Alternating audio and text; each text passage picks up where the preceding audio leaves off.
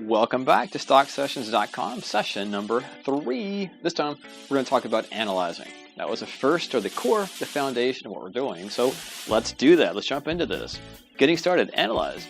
Analysts, professionals, which is what we're trying to be like, they do things a little bit differently than you do, you as being the general public, everybody else. They ask a lot of questions. How many times has anyone bought a stock on a stock tip? Someone says, okay, yeah, this is a good investment. Come on, jump in. Come on, buy this with me. That's not asking questions. That's not acting like a professional. So we'll do that. They ask a lot of questions, more than you're going to ask. So our goal for this session, and from this point on, really, is to, when we talked about different types of analysis, how does that work? So if you're talking about most people, myself included when I first started, and sometimes still do, if I'm tempted, how they find stocks, stock tips or stocks to buy from their friends. Hey, I've got a good tip on this stock, or hey, I heard the stock is going up, something is going to expand, I'm excited about it, so I want to get you on board here. So that's the bandwagon effect. From the TV, so people do actually, or news channels, other professional news channels will actually buy stocks or find ideas from the TV.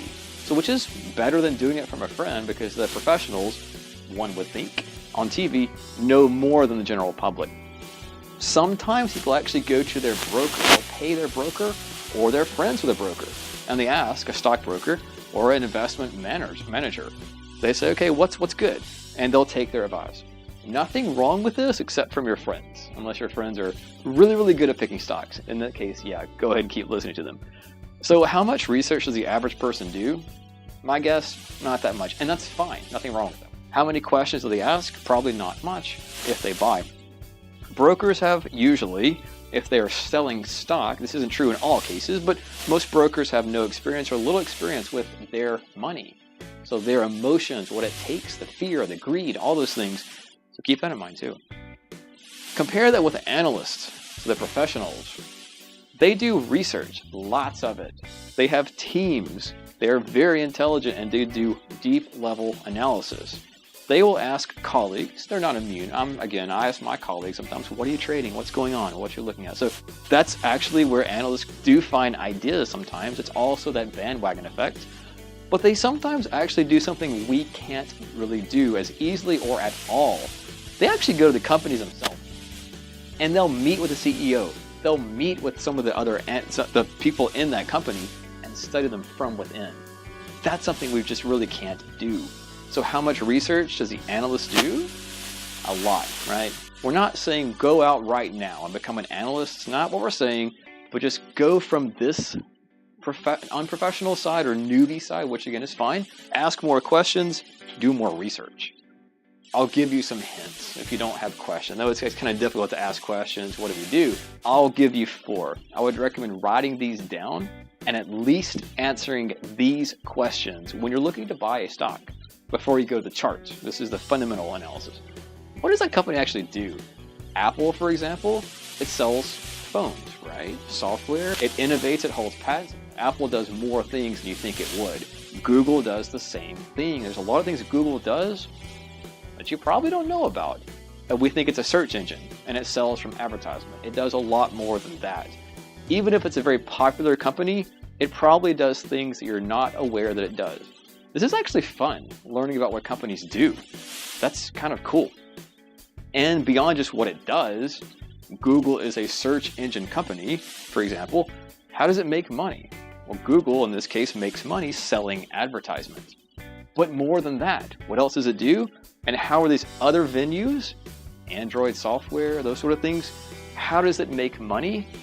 Licensing, sales, monthly revenue, all those sort of things. How does it actually do investments? A lot of companies make money on investments too. And not just is it making, or not just how does it make money? Is it doing well? So is the company making money or is it losing money? You would actually be surprised at companies, especially those you've probably heard of, they actually lose money sometimes, millions upon millions of dollars. Sometimes the stock goes up on that news, but that's another story. But it's actually not just correct to think that any kind of company we've heard of makes money all the time. It actually could be investing a lot of money. and it's using that as an expenditure or spending money to make more money or to expand. So you may see losses or temporary losses in a bigger scheme. Finally, what are its competitors like? Google, Yahoo, which is kind of simple ones, but Amazon, Barnes & Noble. So that's kind of a brick and mortar, an actual company that has stores versus an online book selling marketplace. Now, Amazon's expanded way beyond that now. That's how it started though. So things have changed with Amazon over the years. Company may do something initially and do something different later. What are its competitors like? And specifically, are the competitors better than your company? If you're having a good company, you understand it, it's making money, it's doing it consistently.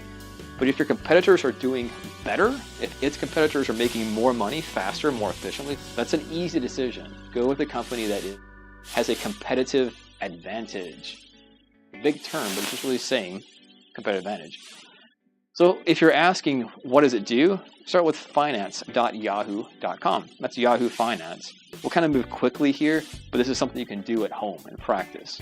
Company profile, that's business summary, and actually read about it. It's kind of fun. You would be surprised at what things popular companies do that we, the public, sometimes even me, aren't really aware of.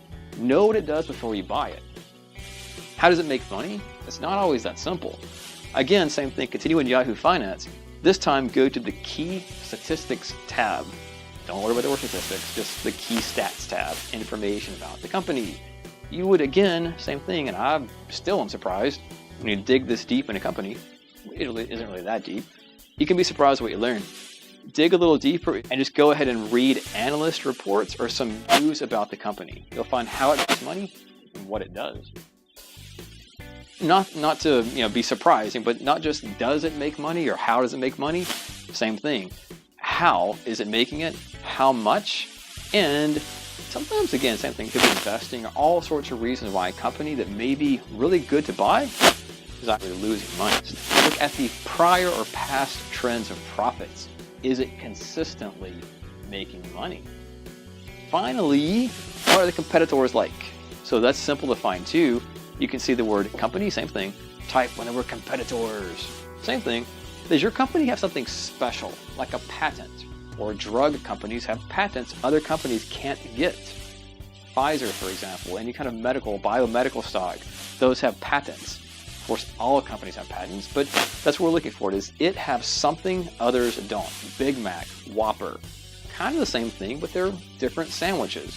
They're patents, it's something special. Is it more profitable than others and the competition aren't?